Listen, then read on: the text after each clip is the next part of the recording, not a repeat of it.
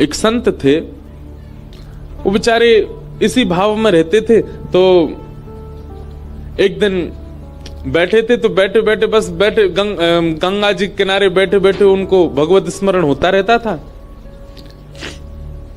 किसी कीड़े ने काट लिया उनको एक जगह,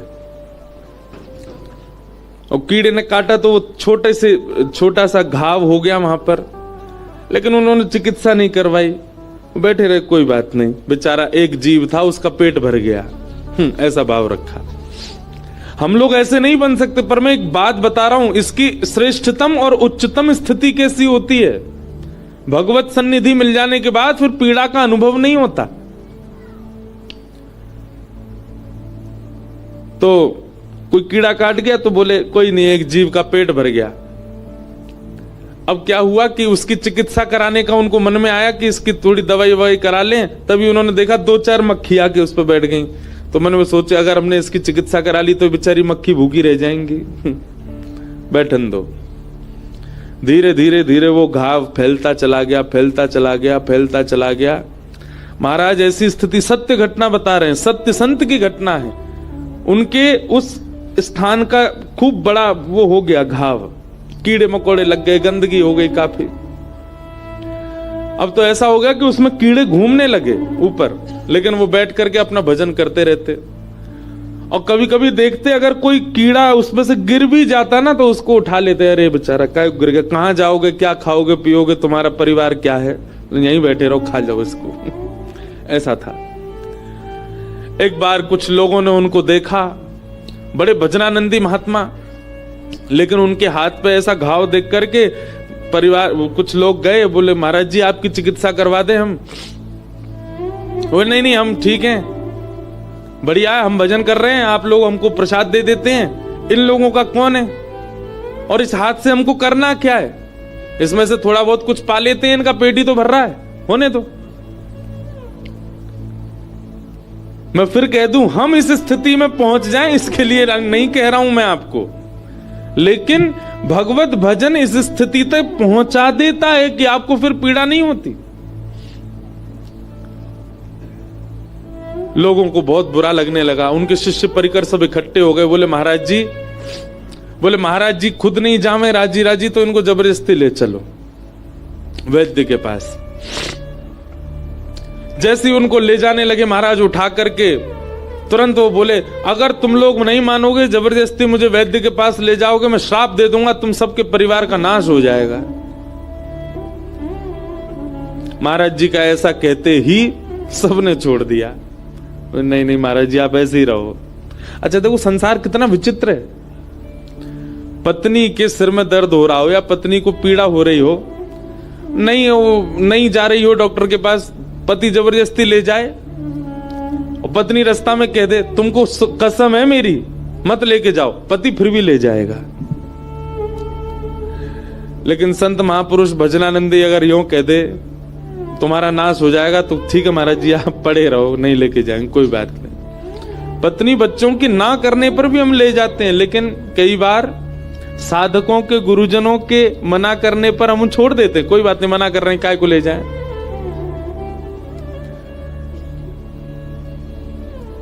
छोड़ दिया सबने उनको। अरे तो महाराज जी बड़े नाराज हो गए, बोले तुम लोग ले जा रहे हो वैद्य के पास और मुझे जाना नहीं है। तुरंत उन्होंने क्या किया, गंगा जी में प्रवेश कर गए और कंठ भर गंगा जी में बैठ गए। सब लोग बाहर से याचना करें महाराज जी आप बाहर आ जाओ। महाराज जी बोले मैं क्रोध में हूं, मुझे छेड़ो नहीं, बैठे रहो। 1 दिन 2 दिन 3 दिन 4 दिन बीत गए, गंगा जी में बैठे रहे। किनारे पर लोगों की भीड़ लग गई, बोले महाराज जी को घाव हो गया, डॉक्टर के पास ले जा रहे थे तो गुस्सा में गंगा जी में चले गए। अब पानी से ना जाने उस घाव का क्या हुआ होगा। 4 दिन बाद उन संत को पता नहीं क्या हुआ, निकले और जैसे ही बाहर आए तो मुख तो उनका था सांवला सांवला सा, और मुख से लेके नीचे तक सारा अंग बिल्कुल श्वेत वर्ण का हो गया, और वो घाव भी बिल्कुल स्वच्छ हो गया, बिल्कुल ठीक हो गया। बाहर आए, सबने कहा बोले महाराज जी आप तो काया पलट करवाया है अपना, चरणों में प्रणाम किया। बोले घाव कैसे ठीक हो गया? बोले गंगा जी जाने। सब उनने मंगल किया। मतलब पीड़ा होने पर कष्ट नहीं और पीड़ा दूर हो जाने पर प्रसन्नता नहीं। ऐसा होता है एक भक्त का जीवन, एक वैष्णव का जीवन। हम इस स्थिति में तो नहीं जा सकते, हमको तो न कोई सुई चुभ जाए, चींटी काट जाए तो हम भागें, पर कहीं ना कहीं भजन आप कर रहे हैं और वो भजन आपको फलीभूत हो रहा है, उसका ये प्रमाण है कि संसार की पीड़ा आपको पहले से कम कष्ट देने लगे। समझ जाओ भजन लग रहा है। पहले के समान आप कष्ट में हैं, पहले से अधिक कष्ट में हैं। लोग करते तो भजन है, नाम जप कर रहे हैं महाराज पूरे दिन, और जैसे ही रोटी खावे पहुंचे रसोईया के आगे, ए भाई कहा कर दिए तेने तो नमक ही नहीं डाला, इसमें थोड़ा नींबू तो निचरो, इसमें थोड़े चाट मसाला तो डालो, इसमें थोड़ी न मिर्च तो डाले। जीव का चटोरापन नहीं जा रहा और करते भजन है। वो भजनानंदी नहीं है। वस्त्र पहन लिए तो दर्जी की क्लास लगा देते, नहीं यहां तो ये बढ़ा दियो, तेने यहां तो यूं कर दियो। हम सत्य बताएं अपनी बात, हमारे पंडित जी यहां नहीं आए हैं बेचारे, लेकिन ऐसे प्रेमी पंडित जी हैं, वो कई बार अपनी बगलबंदी पहना के भेज देते हमको। हाथ कस गए, यहां से कमर कस गई, और ऐसे कितनी बार कथा करके आ चुका हूं मैं। कितनी बार तो यहां से बगलबंदी फटी होती, किसी को पता भी नहीं होता, 5-10 हजार प्रणाम और कर जाते हैं लोग, बाद में पता चली पीछे से फट रही है। अद्भुत है हमारे महाराज जी। लेकिन पहले फर्क पड़ता था, अब नहीं पड़ता।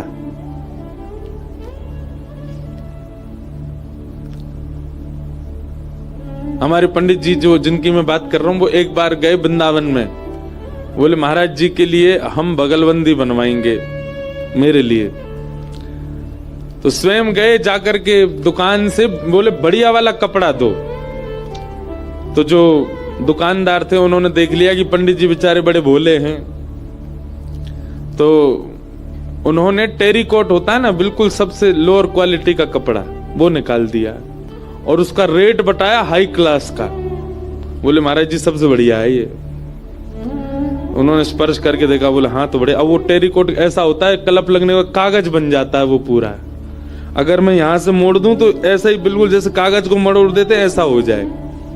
और हमारे पंडित जी लेके गए खूब सारे पैसे, 25 बगलबंदी सिलवा लाए हमारी, साल भर की पूरी। अब मैं व्यास मंच पे बैठ के उतरूं ना, तो वो बगलबंदी आगे से भी उड़े, पीछे से भी उड़े। मैंने कहा यार ये तुम क्या बनवा लाए हो? बोले महाराज जी सबसे महंगा कपड़ा है वृंदावन का। फिर एक जानकार कोई कलकत्ता के मिले, उनसे मैंने कहा यार ये कपड़ा कैसा है, ये उड़ता रहता है, ये कहीं से भी दबा दो ये बिल्कुल कागज की तरह सिमट जाता है। बोले महाराज जी ये तो टेरिकॉट है, वो भी 3rd क्लास वाला टेरिकॉट है।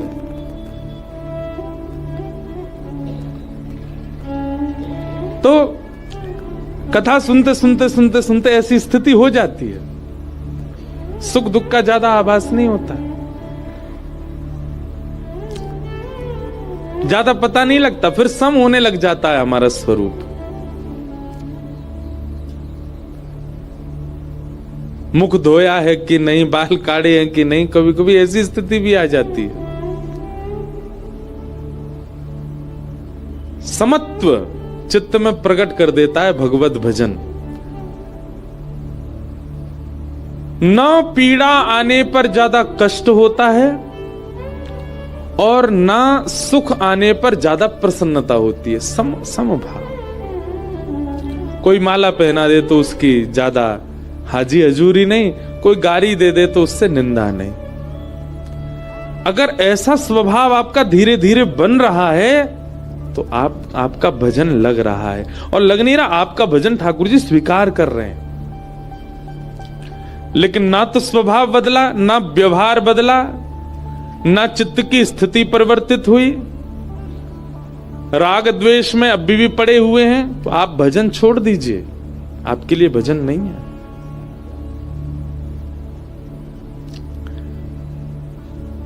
तापत्रय विनाशाय श्री कृष्णाय वयं नमः। ऐसे 3 तापों का उपसमन्वय करने वाले भगवान श्री कृष्ण को हम बारंबार प्रणाम करते, वंदन करते। भागवत जी का महात्म हम कर देते हैं पूर्ण। भागवत जी के महात्म का पहला श्लोक। तत्पश्चात कथा आती है कि नारद जी महाराज बद्रीनाथ गए और बद्रीनाथ जाकर के उन्होंने सनत कुमारों से कहा, अहम तुम पृथ्वीं यातो ज्ञात्वा सर्वोत्तमामिति पुष्करम च प्रयागम च काशं गोदावरी तथा हरिक्षेत्रे कुरुक्षेत्रे श्रीरंगम सेतुवंदनम एवमादिषु तीर्थेषु ब्रह्माणि इतस्ततः। जिस प्रकार हम लोग विदेश की बड़ी प्रशंसा सुनते हैं तो वहां की बड़ी चर्चा करते हैं। कोई आदमी हमारे घर का विदेश गया हो, आगे फूले नहीं समाता, हम वहां गए थे, ऐसा था ऐसा। इस कथा में विदेश से भी बहुत लोग, एक बहन तो ऑस्ट्रेलिया से आई है कथा सुनने। इनके यहाँ लाल जी विराजे बड़े भाव से, इनको पता चला ऋषिकेश में कथा है तो आ गई यहाँ। कई लोग बाहर से भी आए हैं कथा सुनने, सबका स्वागत। वो कनाडा से आए हैं, दूर बैठे हैं। आप कहोगे महाराज जी विदेश वाले पता है, हम लोग नहीं पता। विदेश में क्या है ना कि भीड़ भाड़ कम होती है तो बहुत समीप से मिल लेते हैं सबसे, इसलिए विदेश वाले थोड़े पता है। तो जब विदेश से व्यक्ति आता है ना, तो जो लोग विदेश नहीं गए उनके बीच में बैठ करके वो बड़ी प्रशंसा करता है, अरे वहां की सड़क तो ऐसी है, वहां के रोड तो ऐसे हैं, वहां की गाड़ियां ऐसी, वहां की बिल्डिंग ऐसी। तो बेचारे जो नहीं गए वो ख्वाब देखते हैं, अच्छा हम कब जाएंगे, पता नहीं कैसा लगता होगा वहां पे। अच्छा अभी वहां रात हो रही है, बोला हाँ। अभी वहां दिन हो रहा है, बोला हाँ। और जो विदेश से आया व्यक्ति वो अपने आप को कुछ समझता नहीं, फिर वो कई लोग ऐसे होते हैं, पर धीरे धीरे जाने के बाद फिर वो भी सामान्य हो जाते। पर जो पहली बार होके आया हो वो तो इंसानों को इंसान ही नहीं समझता। तो जैसे विदेश से आया व्यक्ति विदेश की बड़ी प्रशंसा करता है, तो ना गए हुए लोग ख्वाब देखते हैं कि हम कब जाएंगे।